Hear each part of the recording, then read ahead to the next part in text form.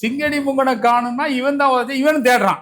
இவனுக்கு நைட்டு என்ன போதையில் அடிச்சிட்டாலாம் என்னன்னு தெரியல. அப்படின்னு சிங்கடி முங்கனை காணும்னு சொல்லி, இப்ப எங்கப்பா சிங்கடி முங்க இவ்வளவுக்கு வரம் கொடுத்தவர் எங்கன்னு, ஏதோ சதி நடந்து போச்சு, யாரோ எதிராக செயல்பட்டாங்க அப்படின்னு கலெக்டர் ஆஃபீஸ் போய் மனு கொடுக்கலான்னு சொல்லி இந்த கணவன் மனைவி எல்லாம் ஒரு கூட்டமாக சேர்ந்து கலெக்டர் ஆஃபீஸை நோக்கி ஹரஹர சிங்கடி முங்கன்னு கத்திக்கிட்டே போவோம். அதில் இவனும் கத்திக்கிட்டு போயிட்டு இருக்கோம். அதோட அந்த கதை முடியும். இந்த கதையில் இருக்கிற தாத்பரியம் பாருங்க, அவனுக்கு நம்பிக்கை இல்லை. அதாவது அவனுக்கு அது நம்பிக்கையே இல்லை.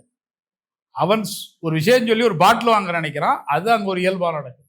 அப்போ கடவுள்கள் அந்த நேரத்தில் அதை எந்த கடவுளும் அதை செய்யலை, ஆனால் அது நடக்குது. அது அந்த நேரத்தில் அந்த நம்பிக்கை அது மேலே அவங்களுக்கு விழுது.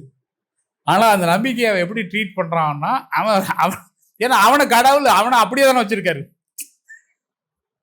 புரியுதுங்களா? அதுக்குள்ளே இருக்கிற அது நகைச்சுவை உணர்வு மாதிரி தெரியும். அதுக்குள்ளே எவ்வளோ பெரிய அரசியல் இருக்கும், அதுக்குள்ளே மதங்களுடைய விஷயங்கள் என்ன, அதுக்குள்ளே ஜாதிய கூறுடைய வன்மம் என்ன, அதுக்குள்ளே இருக்கக்கூடிய அனைத்தும் அந்த கதைக்குள்ளே இருக்கும்.